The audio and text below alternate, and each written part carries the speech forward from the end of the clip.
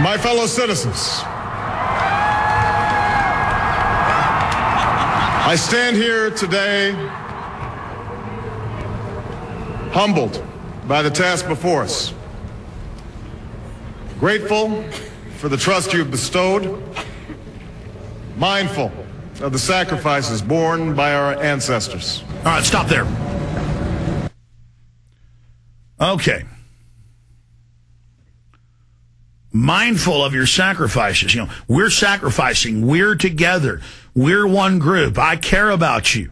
And it's a double meaning, specifically to black folks, the suffering of our ancestors, but to the general public, it looks like it's an inclusive comment. So he's dividing and saying this is a black thing. Meanwhile, he increases the abortions for black babies, while giving a public announcement that he is bringing unification. Just everything is deception. All carefully crafted, every word. Of the sacrifices borne by our ancestors. I thank President Bush for his service to our nation. I thank President Bush for his service. So after saying how horrible Bush is, how criminal, how bad, suddenly, oh, he's so great. He's given us a great transition. He's worked so hard. And you've got all these Republican leaders and Pat Robertson loving him and saying, I'm surprised. I like him. He's going to attack all these countries. You got to get behind him. Socialism will save America. It's inevitable. So, again, unifying everybody. They're kind of going past the left-right paradigm right now into just, we're going into a depression, which his boss has engineered, but they're not saying that. I will save you if you just do what I say.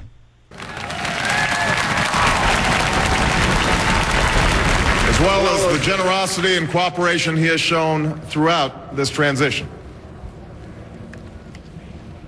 44 Americans have now taken the presidential oath.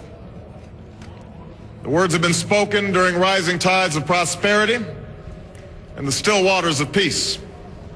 All right, now he's calling upon history, ancestry, you know, the American tradition, when in reality, he's going to destroy fully what's left of the American tradition.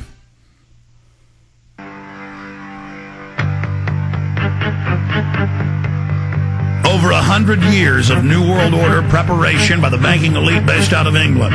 The takeover through the Council on Foreign Relations and the Federal Reserve Act in 1913 and 1922. The War Powers Act in 1933, setting up the state police under covert federal charters. The staged terror attacks, the phony war on drugs, all to build a giant apparatus of tyranny and to train American school children to be frisked and searched and drug tested, to be prisoners. This is the New World Order, and we are now deep, deep into it. We are analyzing the key speech that Barack Obama gave yesterday, seconds after being sworn in as the 44th president. After the insults of Bush stealing 2 elections, after all the corruption, the savior is presented, right as the economic collapse begins, right as the public are told about a collapse begun decades ago. He will save you, as his entire administration are the very people that engineered the very collapse. There are none of you that can deny it. Let's go ahead and go back to Barack Obama as I analyze his speech. Yet, every so often, the oath is taken amidst gathering clouds and raging storms. At these moments, America has carried on not simply because of the skill or vision of those in high office, but because we, the people, have remained faithful to the ideals of our forebears. All right, let's stop right there. This is classic. And true to our... This is classic. He's saying 44 presidents, the honor, the history, everything we've been through, the good times, the bad, but we have gathering clouds. I need you to help me. Again, that classic call to the people. This is a wholesome good thing if you didn't know the evil agenda and the incredible betrayal. I need your help. I need you to join my corps, separate from government, with usaservice.org, private, under their control, with governmental packaging, with a separate governmental army under government control, a 1 million man force they're building. So see, it sounds reasonable. We have gathering clouds. I need you to help me. Psychologically, people then feel like they're part of the process, fully invested, that they're working with the government to fix it. And that creates the false mental image that the government is good and is trying to fix things, and the government is the people. When the government has been the people in the past to a certain extent, but they are actually removing the government from the people's control under the John Warner Defense Authorization Act, under PDD 51, under this incredible centralization that we're seeing, which Obama says he's going to continue and expand. So see, that's a deception. And then he comes in with the big one. He says, our Bill of Rights, our Constitution, our form of government, our liberty. So that's what America is. People are like, yes, yes, yes. But he's coming to destroy all those forms. His agenda is to remove those and to centralize power and expand the federal government with regulations and control and carbon taxes. Here, back it up. Listen to this. This transition. 44 Americans have now taken the presidential oath. The words have been spoken during rising tides of prosperity and the still waters of peace. Yet, every so often, the oath is taken amidst gathering clouds and raging storms. At these moments, America has carried on not simply because of the skill or vision of those in high office, but because we, the people, have remained faithful to the ideals of our forebears and true to our founding documents. Okay, we're in a crisis. We're in trouble. I need you to help me save our founding documents. I need you to save America. It's been you that saved America in the past. I'm Barack Obama. I want to save America. Work with me. That means do what I say, go along with our agenda, which from A to Z is to hand over our sovereignty, attack other nations, have a domestic police state. I mean, do you see what he's saying while they are butchering the Bill of Rights and Constitution, but paying lip service to it?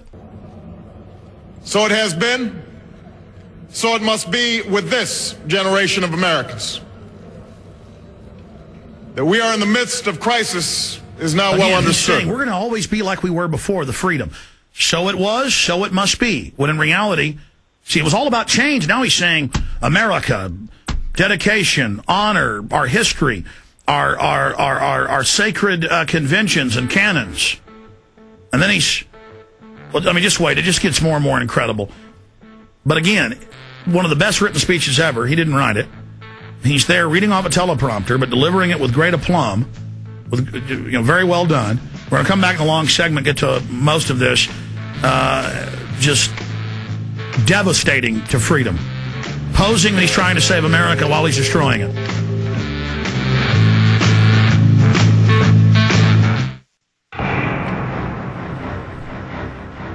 Okay, let's go right back into the live transmission here, ladies and gentlemen, with our analysis of what Barack Obama was really saying in his speech, trying to sucker the people in. Do whatever I say. We're together. I want to save America. You want to save America. While he hands everything over to the private bankers that have engineered the major crises. Is now well understood. Our nation is at war against a far-reaching network of violence and hatred. Our economy is badly weakened, a consequence of... Okay, so he ties the economy being trouble to being at war with this far-reaching enemy. Then later he goes into how they're going to smoke them out of their holes. So right back to the Cold War, right back to the anti-terror. We're fighting the secret brotherhood of Emmanuel Goldstein, 1984, the guy with the turban and the big beard. And he ties that all in then next to the economy. Like we're fighting terrorists and we got to fix our economy. See, that's psychology. They're nexusing the two together. Network of violence and hatred. Our economy is badly weakened, a consequence of greed and irresponsibility on the part of some, but also our collective failure to make hard choices and prepare the nation. Because of the greed of some, we have an article up there on Infowars.com right now detailing that Gethner, his pick for Treasury Secretary, who doesn't pay his taxes to the private banks that he works for, was involved in all the major brokerage scams.